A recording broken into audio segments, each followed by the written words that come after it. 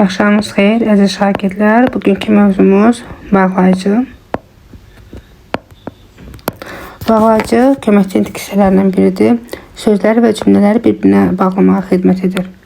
Cümlə üzvlərini və cümlələri bağlayan köməkçi intiqsəsidir.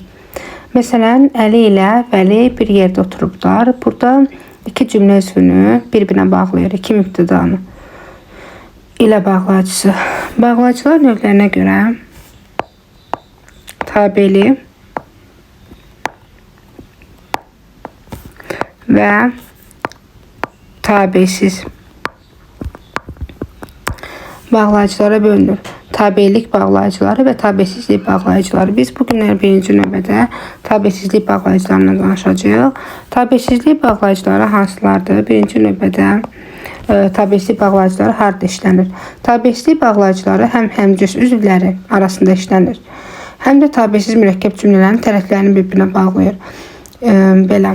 Bunlar hansılardır? Birinci gəlir birləşdirmə bağlayıcıları.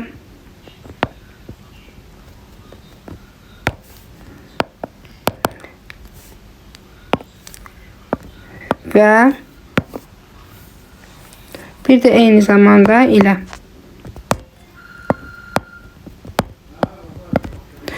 Və bağlayıcısı həm həmcins üzvləri bağlaya bilir, həm də tabesiz mürəkkəb cümlələrin arasında işlənə bilir.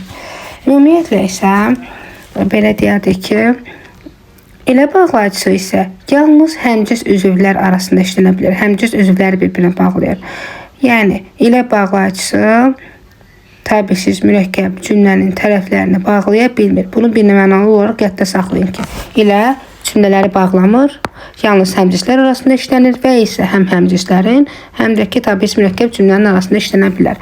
Biz Lalənin, yəni ki şəkilçisinin, la hissəciyinin amonimliyini qoşmanı keçəndə vurğulamışıq ki, həm bağlayıcı, həm qoşma, həm də eyni zamanda leksik şəkilçi ola bilir.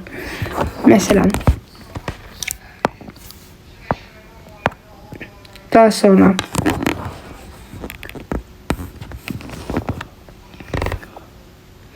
ən çox ilə bağlayıcı həmcins üzvlərdən daha çox mübtəda və tamamlıqlar arasında işlənə bilir. Həmcins fe'li xəbərlərin arasında işlənə bilməz. Məsəl üçün deyirəm ki, o danışır və oxuyur. Biz danışır, o danışır ilə oxuyur deyə bilmərik. Mənası da olmaz. Heç bir məna kəsb eləməz. Amma o danışır və oxuyur deyə bilirik. Yəni demək istədiyim odur ki, iki dənə fe'lin arasında biz iləni işlədə bilməyəcək. Təsdiqlənən fe'llərin işlənməyəcək. Fe'li xəbərlər arasında işlənməyəcək. Ən çox mübtəda və tamamlıqlar arasında işlənir. Daha sonra bağlayıcılarımızdan hansı var idi?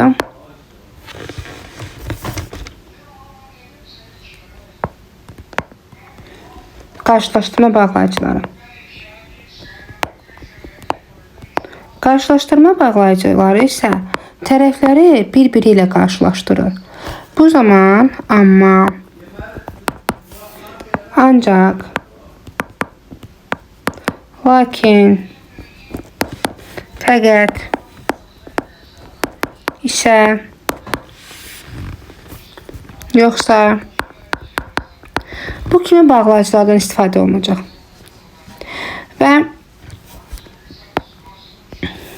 belə deyərdim ki, məsələn deyirəm ki, mən bugün gəlmək istəyirdim. Bir tərəf təsdiqli olur, bir tərəf isə onu qarşılaşdırır. Bir əmması olur. Amma anam icazə vermədi. Lakin anam icazə vermədi və yaxud da lakin, ancaq, fəqət anam icazə vermədi. Mən bugün gəlmək istədim, anam isə icazə vermədi. Və yaxud da ki, yoxsa. Eyni qaydada. Biz bunların içərisində ancaq haqqında danışa bilərik ki, ancaq həm ədat ola bilər uşaqlar. Ədat, həm də eyni zamanda bağlayıcı ola bilir. Ədat olduğu zaman biz ancağı yalnızdan əvəzləyirik. Yadda saxlayın, yalnızdır. Deyirəm ki, ancaq o mənim dərdimə çarədir. Məhdudlaşdırıcı ədət olur və yalnız mənasını ifadə edir. Yalnız o mənim dərdimə çarədir. Bağlayıcı olduqda isə biz onu amma ilə əvəzləyirik. Bunu mən əksər vaxt demişəm, amma ilə lakindən əvəzləyə bilirik. Deyirəm ki, o dərslərini yazmamışdı, ancaq oxumuşdu. Lakin oxumuşdu, amma oxumuşdu. Əgər amma ilə lakin əvəzləyə biliriksə, bu qarşılaşdırma bağlayıcısıdır. Yox, yalnız əvəzlənərsə, bu zaman ədatdır. Digər məna növlərinə gələk. Üçüncüsü nədir? Qarşılaşdırma bağlayıcısından sonra gəlir bölüşdürmə bağlayıcısı. Bölüşdürmə bağlayıcısı ən çox bölüşdürmə əlaqəli tabelsi mürəkkəb cümlədə işlənir. Bölüşdürmə bağlayıcılarımız bunlardır ki, bir hissə, bir fikir, bir iş, bir tərəfə, bir işdə digər tərəfə aid edilir, aralıqda bölüşdürülür. Ya da cah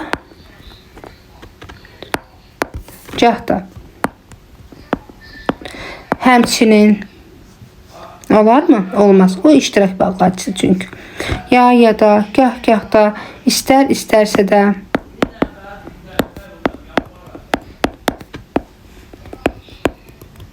Məsələn deyirəm ki, ya məni çağır, ya da onu. Aradakı işlər bir-birindən bölüşdürüldü. Gah yağış yağır, gah da gün çıxır. Yağış və gün təbiət hadisələri arasında işlər bölüşdürülmüş oldu.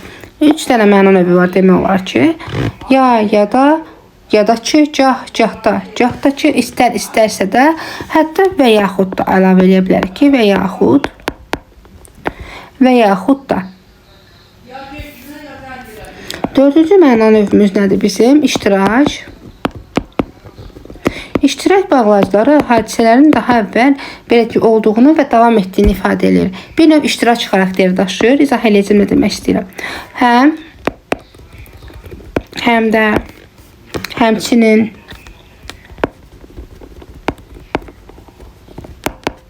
daha sonra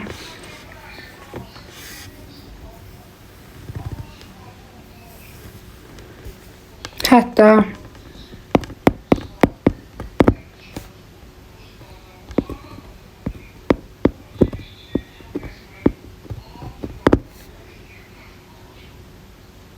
ha belə,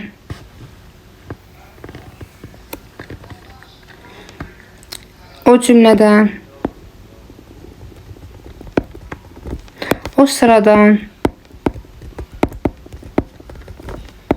ha belə, həmçinin, o sıradan, da və də. Deməli, həm də ki, ha belə, həmçinin, hətta, daha sonra nəinki, o cümlədən, o sıradan, da də. Bir misal göstərək.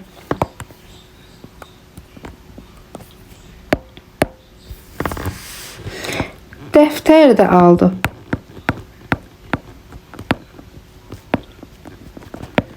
Bu bizə nəyi göstərir? Dəftər də aldı. Yəni bu deməkdir ki, markete girib başqa bir şeylər alıbdı və ardınca deyirsən ki, dəftər də alıb. Yəni başqa şeylər almışdı, dəftər də aldı. Burada bir iştirak var da özündən əvvəlki hadisələrin iştirakını əsasən davam etdirilir və dərdən istifadə olunur. Məsələn deyirəm ki, həmçinin Rıza da gəldi. Məsəl üçün Əli, Nahid, kimlərsə gəlibdi, deyirəm həmçinin Rıza da gəldi. İştirak məzmunu var.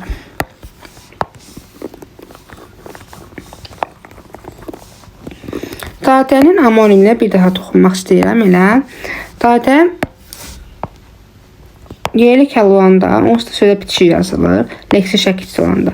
Bir də eyni zamanda bu ədat ola bilir, bağlayıcı ola bilir.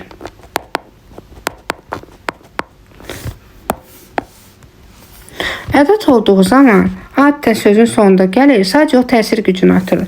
Deyirəm, oxu da. Gəl də. Burada sadəcə məzmunu artırır. Dağını, dəyəni sildikdə məzmun dəyişmir. İştirak məzmunu yoxdur. Amma bir də var deyirəm ki,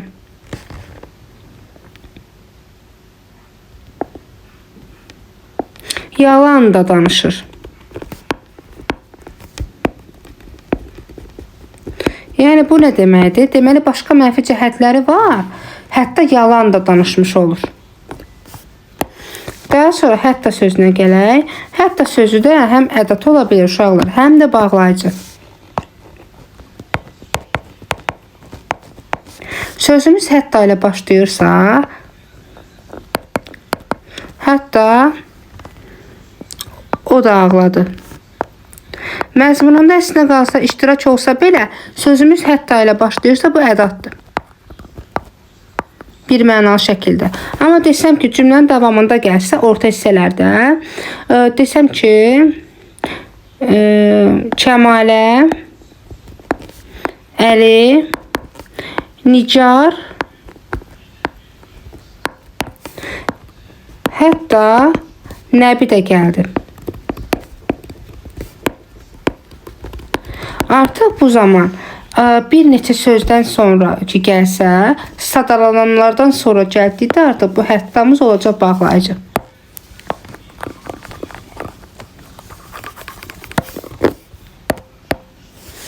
Daha sonra inkarlıq bağlayıcıları.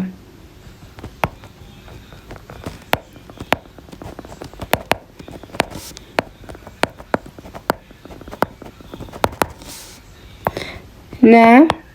Nə də? Nə də ki. İnkardır. Deyirəm ki, nə Əli gəldi, nə də Vəli gəldi. Nə ana dilləndi, nə də oğlu dilləndi. Bir şey yadda saxlayın. İnkar bağlayıcısı varsa, sözdə inkar şəkilçisi olmayacaq. Məsəl üçün desəm ki, nə kitab almadım, nə də qələm almadım.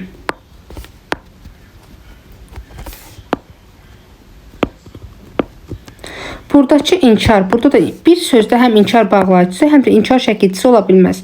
Ya bunu çıxartmalıyam. Olmalıdır ki, kitab almadım, qələm almadım. Ya da bu manı çıxartmalıyam. Deməliyəm, nə kitab aldım, nə də qələm aldım. Yəni, həm inkar şəkilçisi, həm də eyni zamanda inkar bağlayıcısı işlənə bilməz.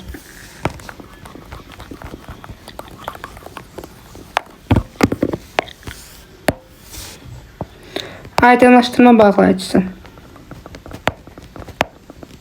Ehtiyatlı olmaq lazımdır, qarışdırmamaq. Aydınlaşdırma həm tabesizdə, həm də tabelikdə var.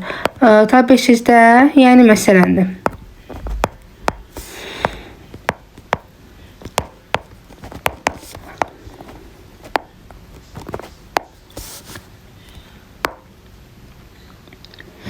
Aydınlaşdırma bağlayıcıları adətən əlavəli üzvlə cümlə üzvünün əlavəsini, aydınlaşdırma əlaqə tabes mürəkkəb cümlənin tərkib hissələrini əlaqələndirir. Məsələn, deyə bilərik ki, bacım, yəni, anamın yadigarı gəldi.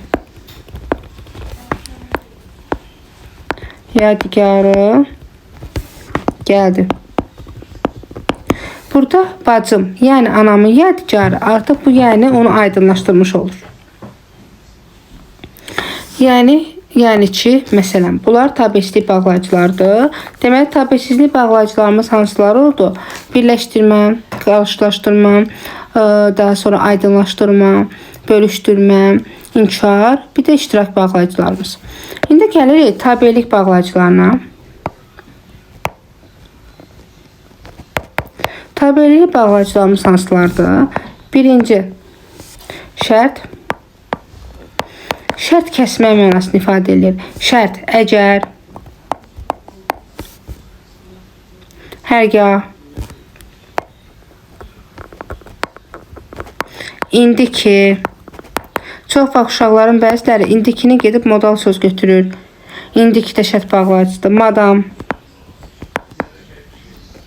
madam ki, bir halda ki.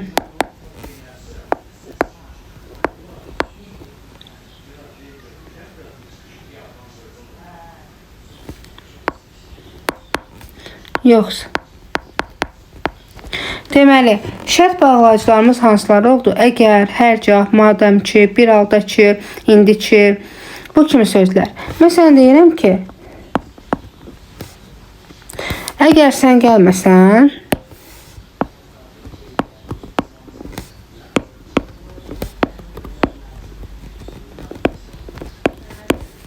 mən oxumayacağam. Şərt bağlayıcılarında bir növ şərt kəsmək var. Şərtini bildirir. Əgər sən gəlməsən, mən oxumayacağam.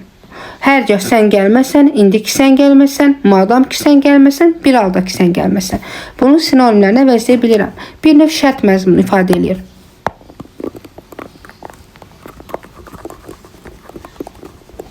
Daha sonra hansı məna növ var? Səbəb, çünki, ona görə ki,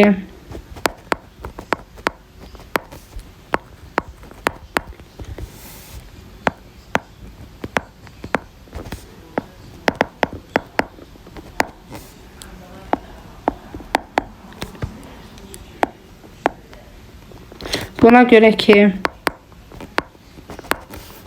məsələn, səbəbini ifadə edir. O məktəbə gəlməmişdi.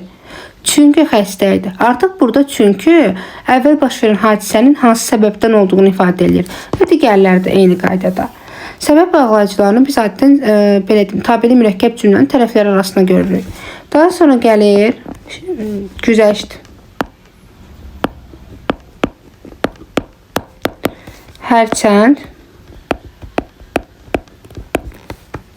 Hərçənd ki. Məzmununda biz onsuz da artıq bunun güzəşti bilirik. Hərçənd sən məktəbə gəlməmişsən, lakin mən sənə qayıb qoymayacağam. Qayıb yazmayacağam. Hərçənd gəlməmişsən, amma yəni güzəşt edir. Gəlmədiyi halda onu qayıb qoymur. Burada özünə güzəşt ifadə edir. Aydınlaşdırma bağlayıcısı var eyni qaydada. Aydınlaşdırma dedik ki, tabesizlikdə də var idi. Tabelidə də eyni qaydada var.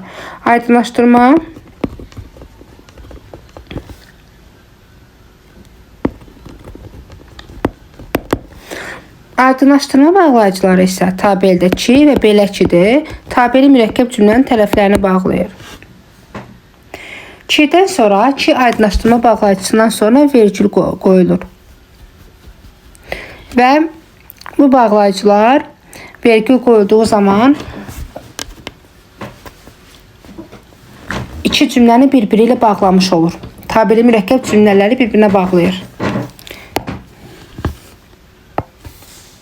Məsələn,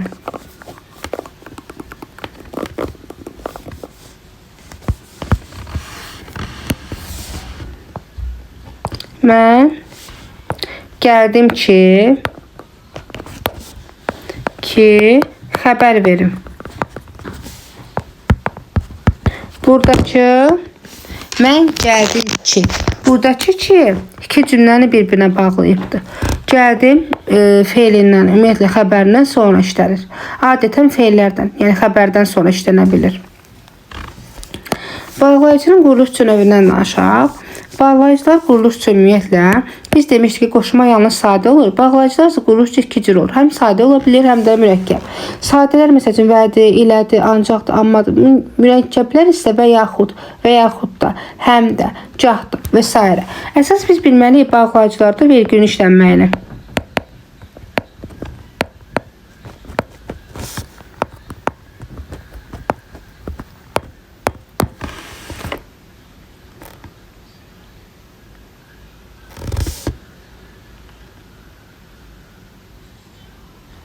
Baxaq.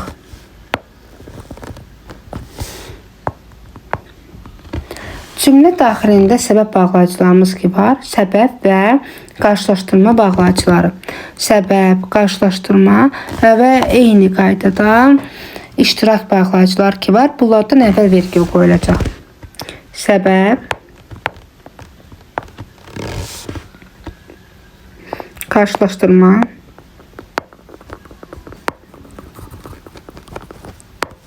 və eyni zamanda iştirak. Onların da hansılarından sonra. Çünki ona görə ki, ondan ötürü ki,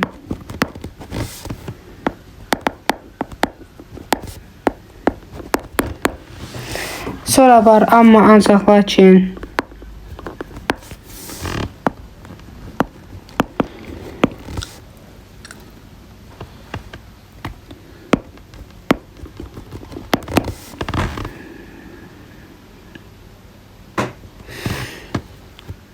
Hətta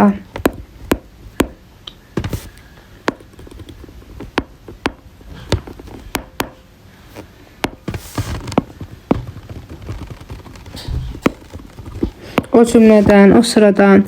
Yəni, demək istədiyim odur ki, iştirak bağlayıcıları, səbəb və qarşılaştırma bağlayıcıları işlənən cümlələrdə özündən əvvəl vergül qoyulur. Məsələn, deyim ki, o gəlməmişdi.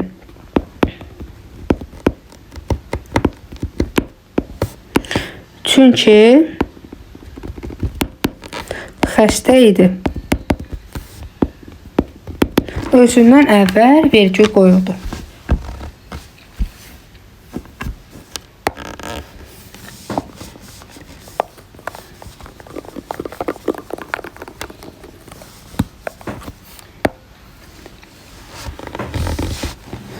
Təkrar olunan bağlayıcılar.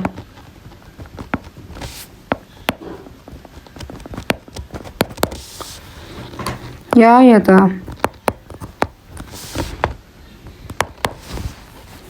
cah-cahda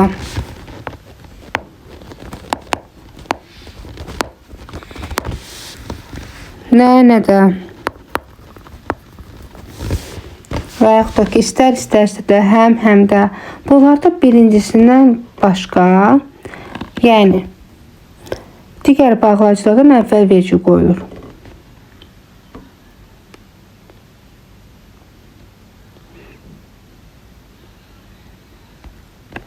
Bu bağlayıcılardan deməli əvvəl vergül qoyulur. Məsələn, yağış həm yağır, həm də dayanırdı. Birinciyə aid deyil dediyim söz. İkinci bağlayıcı, yəni birinci sadalanan bağlayıcının ikincisindən əvvəl vergül qoyulur. Dadə bağlayıcısı var eyni zamanda.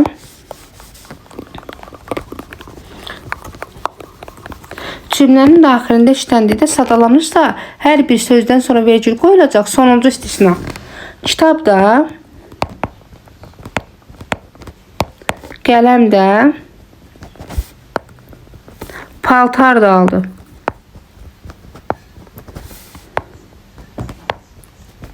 Sonuncu dadə istisna olmaqla qalan dağlardan sonra vergül qoyuldu. Sonra var ki, belə ki bağlayıcısı. Ki və belə ki bağlayıcılarından sonra vergül qoyulur. O gəlmişdi ki, mənə aparsın.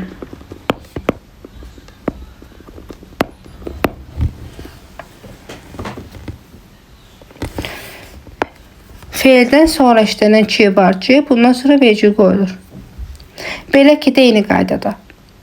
Və ilə bağlayıcılarımız var. Bunlardan nə əvvəl, nə də sonra vergül olmaz. Ümumiyyətlə vergül qoyulmayacaqdır. İndi bir də təkrarlayaq. Səbəb bağlayıcıları, qarşılaşdırma bağlayıcıları və həmçinin iştirak bağlayıcılarından əvvəl qoyulur vergül. Təbii ki, iştirak bağlayıcıların hamısından, yəni təkrarlanan bağlayıcıları demirəm, digər bağlayıcıları, hətta, belə, həmçinin bunlar. Təkrar olunan ya da, gah da kimi bağlayıcılarda birincidən yox, ikincidən əvvəl vergül qoyulacaq. Dadə təkrarlanan bağlayıcısından isə hər birindən sonra vergül qoyulur, sonuncu istisna olmaqla ki, belə ki, bunlardan sonra vergül qoyulacaq və ilə bağlayıcılarından nə əvvəl, nə də sonra vergül olmaz. Bir də yadda saxlayaq. Tabesizlik bağlayıcıları tabesiz mürəkkəb cümlənin tərəflərində işlənirdi, bayaq dedim və həmcisləri bağlayırdı. Lakin tabesizlik bağlayıcılarından yalnız qarşılaşdırma bağlayıcılardır ki, tabeli mürəkkəb cümlənin də daxilində işlənə bilər.